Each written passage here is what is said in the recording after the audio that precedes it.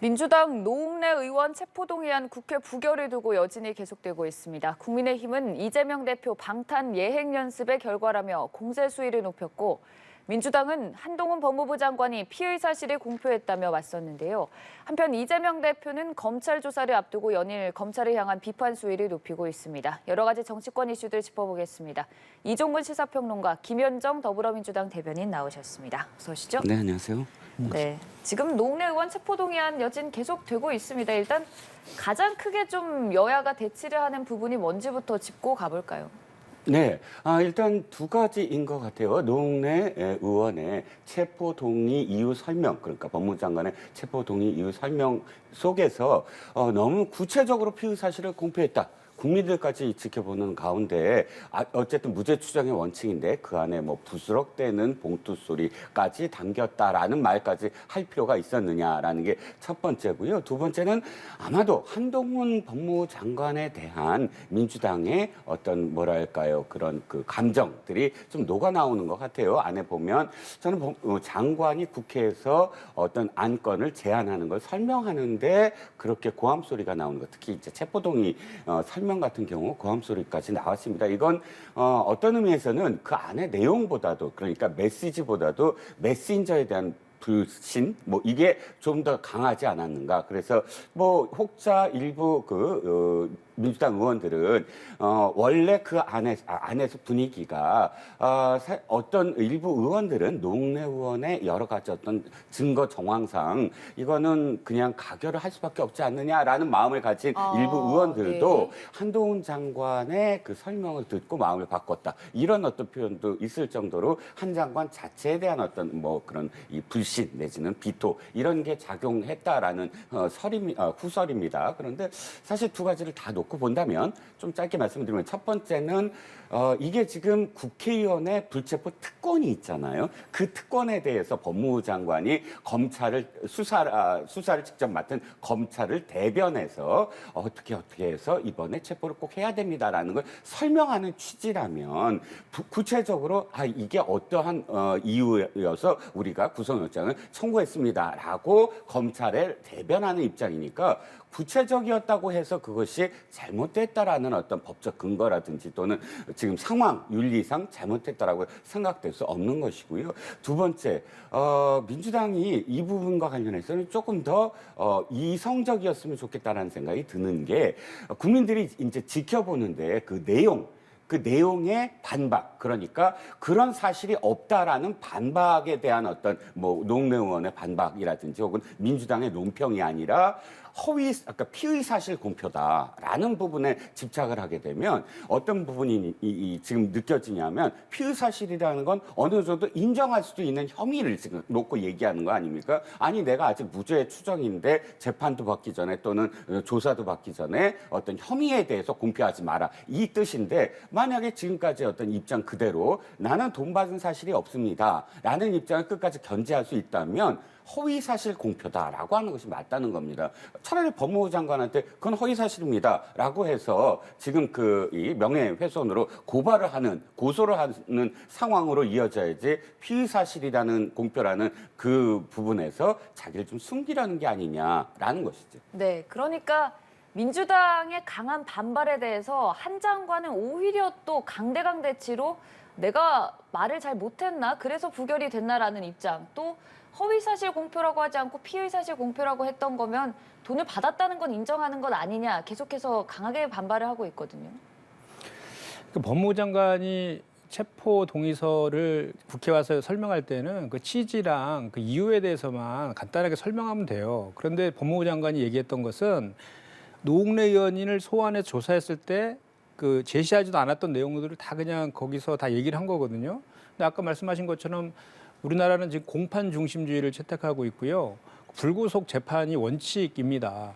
그런데 아직 지금 그게 재판을 통해서 이게 확정적으로 유죄라고 판정이 전혀 되지도 않은 그런 내용들을 기소 전에 범죄 사실이 마치 사실인 것처럼 다 이렇게 얘기를 한 거거든요. 국회에서 그것도 전 국민이 다 보고 있는데 그런 것이 과연 법무부 장관으로서 올바른 태도냐 이거에 대한 지적을 하고 있는 거고요. 그리고 이미 그 압수수색 할 때에도 그 돈다발 같은 것이 나왔다라는 것을 어떻게 합니까, 국민들이? 그때에도 이미 그때 그 압수수색을 했던 검찰이나 수사관들 아니면 모르는 내용들이 언론 통해서 나왔거든요. 이건 벌써 피의 사실 한 거 아닙니까? 그래서 저는 한동훈 장관의 태도가 장관으로서 이렇게 그 공정하고 중립적인 위치에서 얘기할 그런 것이 아니라 자기 정치를 하고 우리 야당 의원에 대해서 마치 범죄자인 것처럼 낙인 찍기 위해서 망신 주르기 하려는 그런 정치적 의도가 밑에 깔려 있었다. 그렇기 때문에 그 이전에는 유보적인 생각을 가졌던 의원들조차도 그런 법무부 장관의 태도 때문이라도 더 이렇게 부결을 시킨 것 아니냐라는 그런 이제 관점들이 있는 것이죠. 네. 참 이 한 장관의 언행을 둘러싼 논란이 계속되고 있는데 그러면 더 나아가서 좀 구조적인 변화의 목소리도 있습니다. 아예 뭐 불체포 특권, 국회의원에 대한 그 권리에 대한 개선, 그리고 또 더 나아가서 이런 체포 동의안 같은 부분에 있어 표결이 이루어질 때는 무기명 투표가 아니라 좀 유기명 투표를 해야 되는 것 아니냐는 목소리, 이런 부분에 대해서는 어떻게 생각하세요? 미국 얘기를 맨날 하지요. 네. 저도 여기 오면 언제나 미국 그 선거 제도라든지 정치 구조를 좀 이야기하는 경우가 많은데 미국은 이런 어떤 투표를, 그러니까 국회 내에서의 투표를 롤콜이라고 부릅니다. 롤콜이 뭐냐면은 출석 점호 같은 그 뭐 직역을 하면 그런 건데요. 미국의 어떤 제도는 이렇습니다. 상원의장이나 하원의장이 이 의원 이름을 일일이 호명을 해서 네. 가부를 부르면 예를 들어서 A1 그러면 A1이 일어나서 나는 찬성입니다. 네. 아니면 반대합니다. 이걸 이렇게 했기 때문에 출석 점호라는 뜻으로 롤 콜이라고 부릅니다. 상원은 지금까지도 무조건 100명밖에 안 되니까 어떤 표결이 있다 그러면 무조건 롤 콜을 합니다. 호명을 해서 가부를 하고요. 근데 하원은 435명이니까 시간이 너무 많이 걸리므로 중간에 이제 전자투표로 바꿨어요. 하지만 지금 빌 클린턴 기억하시죠? 빌 클린턴의 대통령의 그 성추문 때문에 탄핵을 한다 안 한다 그 당시에 어떤 당에서 양쪽 당 중에 한쪽 당에서 이건 굉장히 중대한 사안이다. 전자투표로 하지 말고, 물론 전자투표로 하더라도 누가 어디에 투표를 했는지 다 드러나지만 전자투표를 하지 말고 호명을 하자. 435명 그대로 호명을 하자라고 제안을 했습니다. 물론 그때 시간이 걸린다고 다시 이제 전자투표가 되지만 저는 굉장히 중요한 포인트라고 생각을 해요. 이걸 우리나라도 해야 된다. 무기명이 아니라 무조건 기명으로 해야 된다.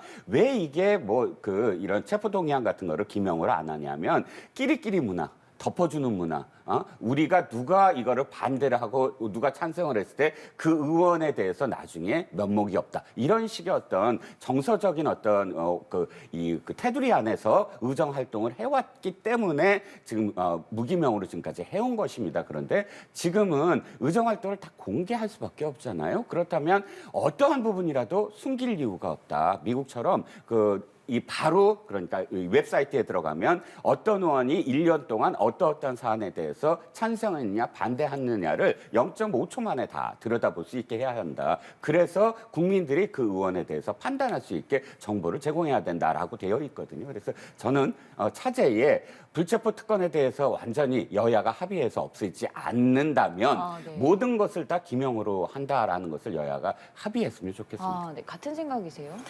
일단 이 불체포 특권이 과거에 이제 독재 정권이라든지 권위주의 시대에 그 국회의원들을 막 체포하고 회기 중에 막 이런 것들이 남발된 사례들이 많아가지고 그거를 방지하기 위해서 생겨난 제도예요. 그러니까 제도의 연역들이 다 있는 것이고 지금 말씀하신 것처럼 국민의 알 권리라든지 또는 의원들의 책임성을 강화한다든지 이런 차원에서 정치개혁의 일환으로 항상 불체포 특권을 없애자, 제한하자 이런 것들이 항상 그 정치 특히 선거 있을 때마다 이렇게 많이 공약으로 제시되기도 했었는데 저는 이제 이렇게 봅니다. 이 불체포 특권에 대해서 개선해야 되는 그 일반적인 그 주장은 저도 동의를 합니다. 다만 또 반대로 과거처럼 검찰권이 남용이 돼서 의원들이 회기 중에 이렇게 막 체포되는 그런 것들이 남용될 가능성도 여전히 있는 거 아닙니까? 그리고 지금 현재 윤석열 검찰에서는 그런 정황들이 지금 이제 나타나고 있는 것이고 그거에 대한 검찰권 남용에 대한 방지 대책도 보완적으로 만들어져야 된다라는 말씀을 좀 드리고 싶고요. 그리고 이제 조금 전에 제가 이 체포동의안이 부결된 이유에 대해서를 보면 한동훈 장관의 그런 법무부 장관의 와서의 태도 그것만이 저는 그거는 격가지라고 생각해요. 그게 본질적인 내용은 아니다. 무엇이냐면 좀 전에 제가 말씀드린 거랑 맥락이 같은데요. 그 법치와 공정도 중요합니다. 그래서 항상 한동훈 장관이 법치를 많이 주장하잖아요. 근데 법치를 주장하는 것도 중요하지만 또 검찰권이 남용되어서도 안 되고 또 대의기관이 국회의 권한 또한 존중되어야 되는 거거든요. 그런데 이번에 그 구속영장 신청하면서 체포동의안을 낸 이유가 그 노웅래 의원이 증거인멸과 도주의 의뢰가 있다고 해서 구속영장을 신청한 거 아닙니까? 그런데 실제로 그 압수수색을 통해서 돈은 다 가져갔고 증거 인멸할 게 없어요. 그리고 사선 국회의원이라서 도주의 의뢰도 없단 말입니다. 그리고 아까도 제가 말씀드렸지만 무죄 추정의 원칙이 있고 불구속 그 재판이 원칙이고 또 공판 중심주의로 되어 있단 말입니다. 그런 상황에서 회기 중인데 그 의원을 굳이 이렇게 체포해서 구속시켜서 재판을 해야 되느냐라는 거에 대한 근본적인 국회의 권능을 너무 그 검찰권으로 침탈하고 있다라는 그런 관점들이 저는 가장 근본적인 원인이라고 생각하고요. 그래서 그 불체포 특권에 대한 문제도 개선해야 되지만 검찰권의 남용과 관련된 보완 장치도 반드시 필요하다. 이 말씀도 덧붙여 드립니다. 네. 한 가지 제가 조금 보충을 하면 저도 지금 대변인 말씀을 듣고 생각이 난 건데 먼저 앞서 말씀하신 부분 지금 그 이 동의 이유를 설명할 때 그냥 취지만 설명하는 것이다라는 관행에 대해서 말씀하셨지만 그렇지만 만약 그렇게 된다면 판단의 근거가 없지 않겠습니까? 동료 의원의 체포를 지금 결정해야 되는 것인데 두루뭉술하게 취지만 이야기해서 그것을 듣고 결정을 한다? 국민들은 그것을 납득하지 않을 겁니다. 그렇다면 앞으로는 더 사실 구체적으로 그 의원들한테 이야기해야만 한다. 구체적인 어떤 이유를 듣지 아니하고 어떻게 체포라는 굉장히 중요한 그런 판단을 할 수가 있겠느냐라는 점이 첫 번째 생각이 들었고요. 두 번째는 지금 말씀하셨던 부분, 그 무죄 추정의 원칙이라든지 이런 부분들이 국회의원만이 아니라 모든 사람들한테 다 공정하게 가야 됩니다. 그렇게 가고 있다고 생각을 하고요. 그런데 거꾸로 국민들이 바라봤을 때 그런 잣대를 국회의원들만 특권을 누려서 이 무죄 추정의 원칙을 너무 과다하게 갖는 것이 아니냐 하는 점. 예를 들어서 지금 이 압수수색 영장이라든지 구속 영장이라든지 이 영장은 검찰이 판단해서 발부하는 것이 아니라 재판부, 그러니까 판사가 판단해서 법원이 판단해서 발부를 합니다. 지금 압수수색 영장도 계속 지금 발부가 됐어요. 그럼 법원이 봤을 때 소명이 됐다는 얘기거든요. 혐의가 어느 정도는 인정됐기 때문에 계속 그 영장을 발부해 준 것이고요. 그 혐의의 첫 번째는 도주의 우려, 증거인멸의 우려에 전제가 되는 것은 어느 정도 혐의를 인정하느냐 안 하느냐도 굉장히 중요해요. 그러니까 어느 부분은 내가 인정을 한다라든지 이렇게 그걸 전제로 했을 때 그렇다면 이런 부분은 더 이상 증거를 인멸하거나 도주의 우려가 없다라는 전제인데 처음부터 끝까지 모든 행위를 다 부인하고 있다고 했을 때 이것은 증거인멸의 우려가 있다라는 그런 그 앞뒤에 그 순서가 좀 있거든요. 이번 사안과 같은 경우는 어쨌든 노웅래 의원이 이 집안에 몇 년간 현금을 그냥 두었는데 그것에 대한 설명이 그 몇 년 전에 아버님의 부친상 때문에 내가 돈을 받았다라는 석연치 않은 설명이 이어지면서 모든 것들에 대한 혐의를 다 부인하고 있다는 점. 이것이 법원으로서 그 압수수색 영장을 계속 발부하게 되는 어떤 상황이다. 그렇다면 그 혐의에 대해서도 똑같이 지금 국회도 판단할 수 있는 근거가 저는 있다고 봅니다. 저도 좀 약간 덧붙여야 되겠는데요. 구속영장이 발부된 건 아닙니다. 아시겠지만 압수수색 영장 그거는 수사 과정에서 압수수색을 하는 거고 압수수색을 한 이유는 6천만 원 뇌물 줬다라는 진술 때문에 그걸 확인하기 위해서 간 건데 다른 돈이 더 있었다라는 거잖아요. 이 범죄 사실과는 상관없는 내용의 돈이 나왔다는 그것이고요. 제가 아까 그 한동훈 장관의 태도에서 지적한 것은 뭐냐면 그 내용에 대해서만 취지나 이유에 대해 설명을 하면 되는데 본인의 사견을 넣었단 말이에요. 예를 들면 부스럭거리는 소리가 돈 봉투 전달하는 소리라고 확신한다. 그리고 이게 진영 논리를 떠나서 반드시 통과시켜달라는 그런 얘기는 법무부 장관이 할 필요가 없는 거죠. 그리고 그 내용은 체포 영장이나 이런 데 적시도 안 돼 있던 거라고 합니다. 그리고 노웅래 의원 얘기로는 소환해서 그런 어떤 증거들도 자기는 검찰로부터 제시받은 적이 없다라고 방어권도 전혀 보장되지 않은 얘기를 법무부 장관이라는 사람이 와서 국회 본회의에 와서 전 국민을 대상으로 얘기했다라는 거에 대한 지적을 하고 있는 거고요. 말씀하신 것처럼 모든 법치는 모든 국민에게 공정하게 적용돼야죠. 그런데 지금 가장 많이 지금 이 정부가 비판받고 있는 윤석열 검찰이 가장 비판받고 있는 게 무엇입니까? 바로 그 공정하지 않는 검찰권 행사가 가장 비판받는 지점 아닙니까? 윤석열 대통령과 관련된 김건희 여사 주가 조작이라든지 최은순 장모에 대한 양평 공공지구 문제라든지 이런 것들은 전혀 소환도 조사도 안 하고 있고 또 여당 인사들에 대해서는 김웅 의원이라든지 뭐 새로운 증거가 나타나고 있음에도 불구하고 다시 또 재수사도 안 하고 무혐의 처리한다든지 이렇게 지금 하고 있는 이런 거에 대한 불공정성이 오히려 더 지적의 그 비판의 지점이 더 불공정하다는 얘기들이 오히려 더 많습니다. 그 말씀을 드리고 싶습니다. 네, 참 이 노웅래 의원의 체포 동의안 이 부결에 대해서도 그 여진 계속해서 이어지고 있는데요. 국회의원의 불체포 특권과 함께 거론되는 인물 중 하나가 또 이재명 대표입니다. 일단은 내년 1월 10일에서 12일에 검찰 소환 조사를 받겠다라고 발표한 상황에서 연일 계속해서 검찰에 대한 비판 공세를 하고 있는 상황이고요. 또 동시에 내년에 또 일정을 공개한 걸 보면은 봉화마을 또 문재인 대통령 계속해서 예방하면서 행보를 이어가고 있습니다. 이재명 대표의 일련의 이 모습들을 보면 어떻게 좀 평가를 하시는지 궁금합니다. 이재명 당대표는 지금 두 가지를 국민들이 바라보고 있을 거예요. 하나는 이재명 당대표는 초선입니다. 지금 국회의원을 처음 하는 거예요.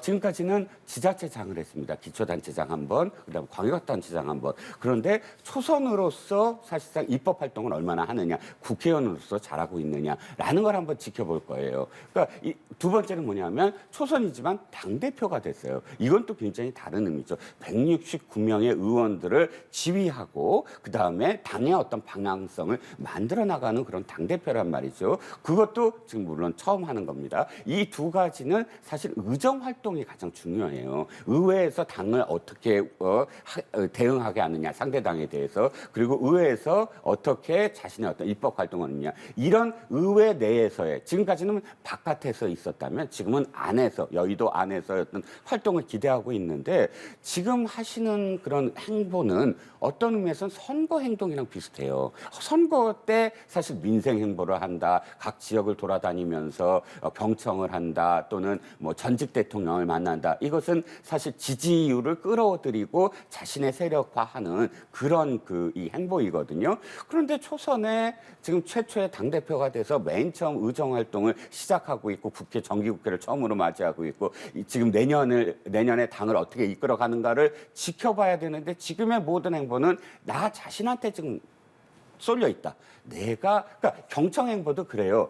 지역 내려가서 국민들에게, 유권자들에게 말을 하는 것을, 그러니까 민생에 대해서 어려운 것을 듣는다고 경청 행보를 하시는데 지금은 내 말을 들어라. 국민들이 경청해 달라. 나는 억울하다. 이렇게 해서 국민들에게 경청을 강요하는 경청 행보를 하는 게 아니냐라는 비판도 있거든요. 그러니까 지금 나 자신을 위한 행보가 아니라 당을 위한 행보는 무엇이냐? 라는 거 지금 묻고 싶은 거죠. 네, 그 질문에 대한 답을 좀 해주실 수 있습니까? 당대표는 당 전체를 통합해서 이렇게 전체를 아우르는 역할을 하는 거거든요. 그러니까 원내에서 국회의원으로서 원내에서 이렇게 입법기관의 역할을 하는 것도 중요하지만 당대표는 당 전체를 이끌어 나가는 분이거든요. 그래서 원내는 원내대표 중심으로 이렇게 원내의 여야 간의 관계들을 조정하고 입법을 하는 거죠.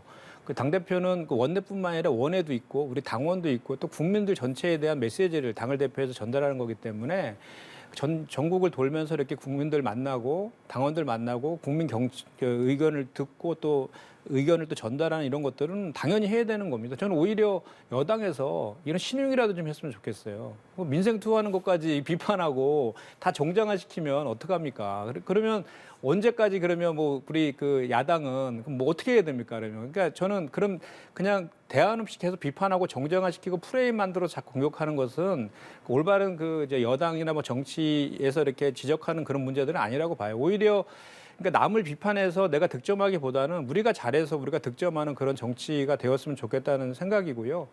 이재명 대표가 이제 뭐 그 봉화마을 이제 가고 또 저 문재인 대통령 예방호 이런 거 관련해서 되게 정치적으로 마치 이게 뭐 그 소위 말하는 사법 리스크, 우리는 그렇게 인정하지 않지만 사법 리스크를 그 좀 회피하기 위해서? 아니 그러니까 사법 리스크를 좀 줄이기 위해서 뭐 친문들과의 그 뭐 통합 행보를 하는 거 아니냐 이런 식의 관점에서 보는데 전혀 그렇지 않습니다. 아, 네. 당 대표는 당연히 당에 있는 모든 그 계파들을 아우르는 통합의 정치를 해야 되는 게 맞는 거죠. 그래서 당 대표 되시자마자 가장 먼저 간 것도 양산 문재인 대통령 예방한 거고요.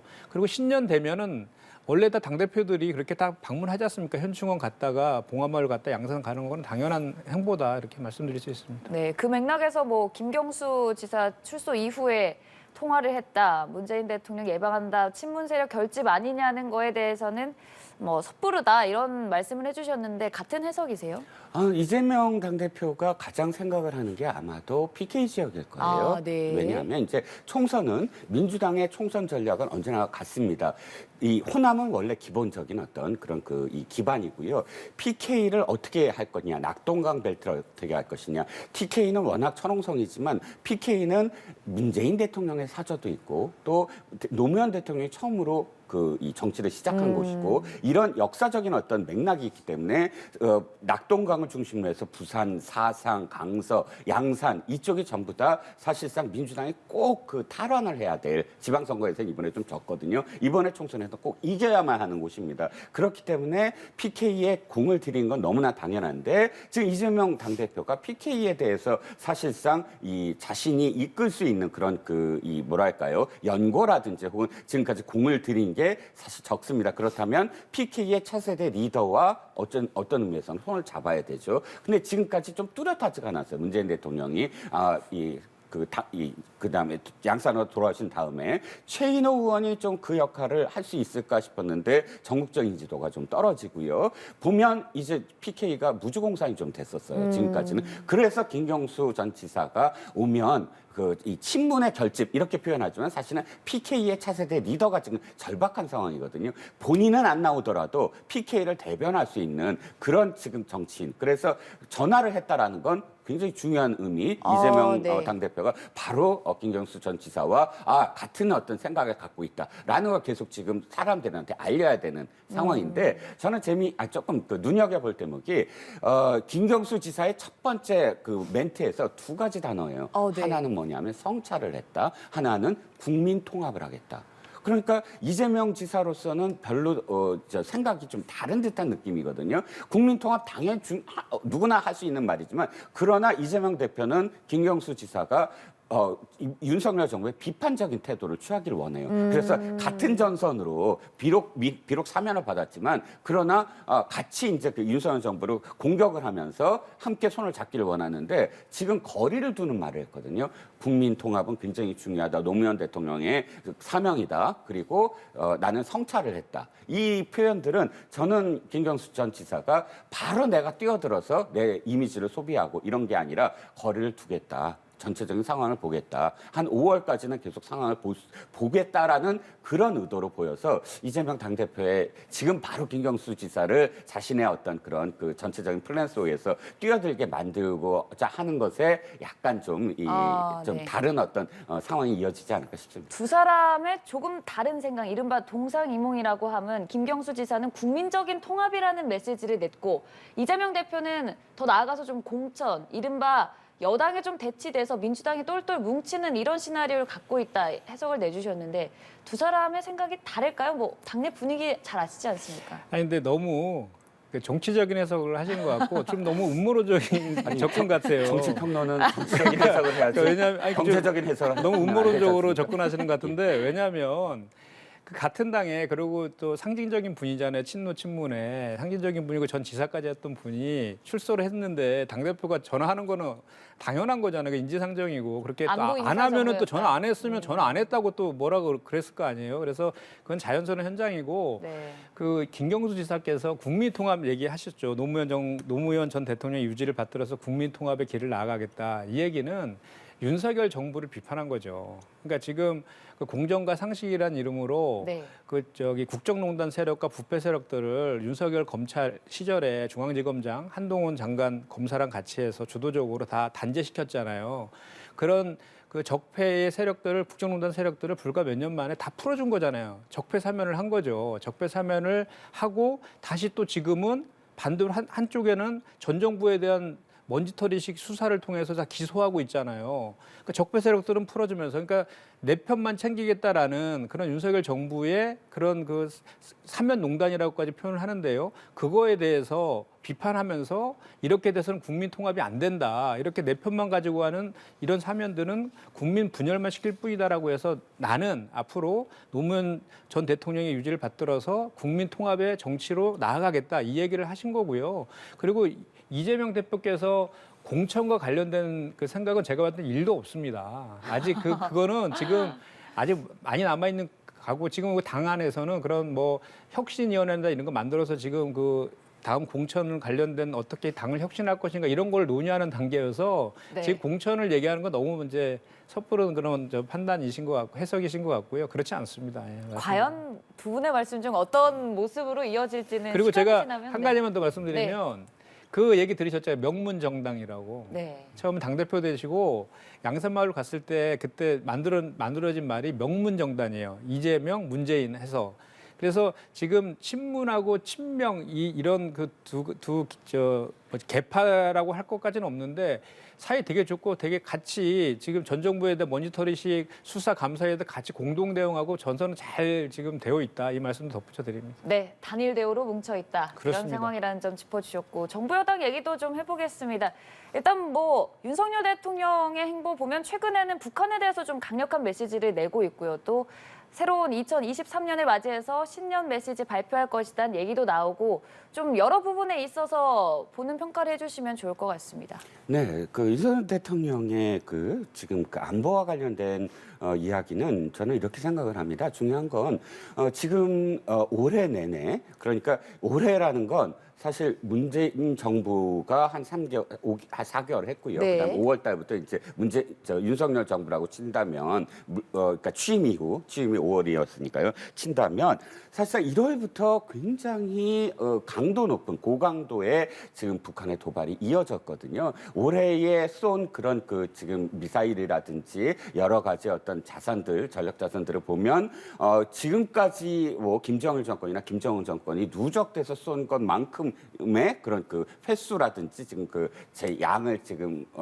기록하고 있습니다. 이건 무엇을 뜻하냐? 사실상 지난 5년간의 어떤 그 평화를 위주로 한 평화 우선의 그 대북 정책이 성공하지 못했다라는 건 국민들이 인식을 하고 있다고 생각을 하고요. 그 결과로서 사실 윤석열 정부에게 표를 주신 분들도 좀 많다고 생각을 합니다. 그러면 어떻게 바뀔 것인가에 대한 문제 그리고 몇 가지 지금 그 군에서 허점을 노출한 부분들이 있지 않습니까? 뭐 현무탄이라든지 혹은 지금 최근에 그 무인기라든지 이런 부분들이 사실상 그 군기가 해이어져 있는 부분들이 있었다. 그러면 지금 표현하시는 부분들 북한에 대해서 강경한 어떤 대응을 하는 건 두 가지 의미가 있다는 거예요. 뭐냐면 평화를 위해서는 우리가 대비를 철저히 해야 된다. 실전 같은 연습을 하지 아니하면 실제로 전쟁이 일어났을 때 아무런 대응을 할 수 없다라는 그런 부분과 두 번째는 그래서 이 지금 군의 기강을 새롭게 잡아라. 우리가 기강을 잡지 아니한 군은 사실상 실전에서 제대로 그 대응을 할 수 없다. 이 두 가지 부분 그래서 평화를 위해서는 전쟁을 충분히 준비해야 된다라는 지금까지의 격언 그대로 지금 실행하려고 하시는 게 아닌가 싶습니다. 네, 조금 다른 시각이실 것 같습니다. 그러니까 북한의 무인기가 7시간 동안 경기 서울 상공을 활보하다가 다시 돌아갔단 말이죠. 그러니까 대응에 실패했고 안보 무능이 드러난 거예요.